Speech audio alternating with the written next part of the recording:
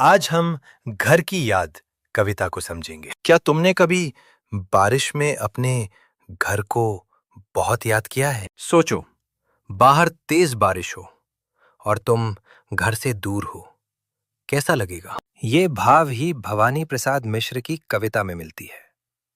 भवानी प्रसाद मिश्र का जन्म 1913 में होशंगाबाद, मध्य प्रदेश में हुआ था। वे साहित्य से जुड़े थे और स्वतंत्रता आंदोलन में भी सक्रिय रहे। उनकी प्रसिद्ध रचनाओं में गीत फरोश, खुशबू के शिलालेख, चकित है दुख, अंधेरी कविताएं हैं। बुनी हुई रस्सी नामक कविता संग्रह पर उन्हें साहित्य अकादमी पुरस्कार मिला। उन्होंने राष्ट्रभाषा प्रचार समिति में काम किया और 1952 से 55 तक हैदराबाद से कल्पना पत्रिका का संपादन किया। वे 1985 में नहीं रहे। अब कविता की बात करते हैं।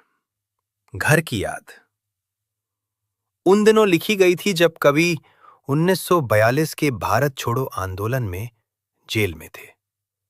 कारावास में सावन की बारिश देखकर उन्हें घर और परिवार की याद आई। कविता की शुरुआत बारिश से होती है।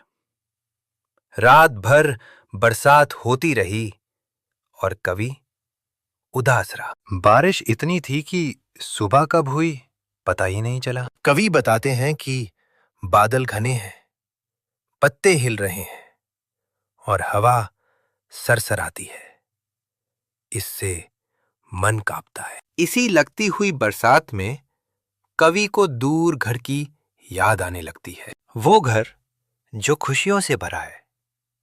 वहां 4 भाई हैं और बहन मायके से आई होगी। कवि एक एक करके मां, पिता और भाई बहनों को याद करता है। मां अनपढ़ हैं, पर दुख में बहुत सहानुभूति और स्नेह देती हैं।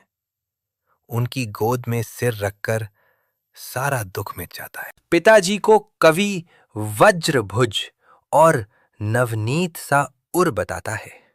मतलब शरीर में शक्ति और हृदय कोमल है। पिताजी बहादुर है, मौत से निचकते नहीं, भाग दौड़ करते हैं और गीता का पाठ करते हैं। कवि कल्पना करता है कि जब वे उसे याद करते हैं तो उनकी आंखें नम होंगी और घरवाले उसे याद करके रोते होंगे। कवि चाहत से परिवार को ये दुख ना बताने को कहता है और कहता है कि उन्हें बताओ कि वो मस्त है। वो बार बार कहता है कि वो काम में व्यस्त है, खेलता कूदता है और दुख को डट कर ठेलता है, पर असल में वो अपने अंदर के दर्द को छिपा रहा है ताकि माता पिता चिंतित ना हो। कविता में बचपन की मासूम यादें भी हैं। खुले सिर से बारिश में खेलना, बगीचे में बीज लगाना। बारिश थमने के बाद भी मन नम है।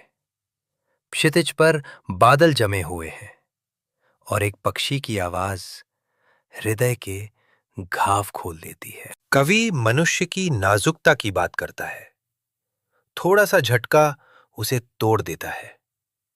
वहीं पिता की तरह मजबूत होना कठिन है। पिता का वेश, शरीर और मन बरगद जैसे हैं, बाहर से मजबूत पर अंदर से संवेदनशील भी। कवि सावन से प्रार्थना करता है कि तुम प्रकृति पर बरसो, पर माता पिता की आंखों से आंसू मत बहा। कविता का बड़ा संदेश ये है कि कवि अपने दुख को छुपाकर परिवार की खुशी और शांति की चिंता करता है। तो ये कविता त्याग, परिवार प्रेम और जिम्मेदारी सिखाती है।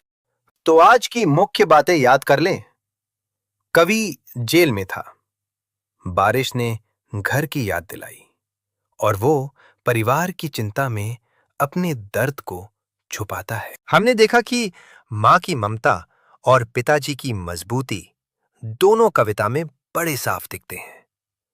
समाप्त करने से पहले तेज बात यह है, परिवार का प्रेम जीवन की सबसे बड़ी ताकत है। तो आज हमने सीखा कि त्याग और जिम्मेदारी भी सच्चे प्रेम के हिस्से हैं। थोड़ा सा दोहराते हैं। कवि, बारिश, घर की याद, माता पिता का रोना ना दिखाने की चाह और आखिरी प्रार्थना, ये प्रमुख बिंदु थे। जब तुम इस कविता को पढ़ो तो अपने घर और मां पिता की छोटी मोटी परवाहों पर भी ध्यान देना। पढ़ने के लिए धन्यवाद। और अगर तुम और गहराई से पढ़ना चाहो तो एड्यूरेफ पर और सामग्री देखो। सीखते रहो, पूछताछ करो और बिना दबाव के अपने तरीके से आगे बढ़ो।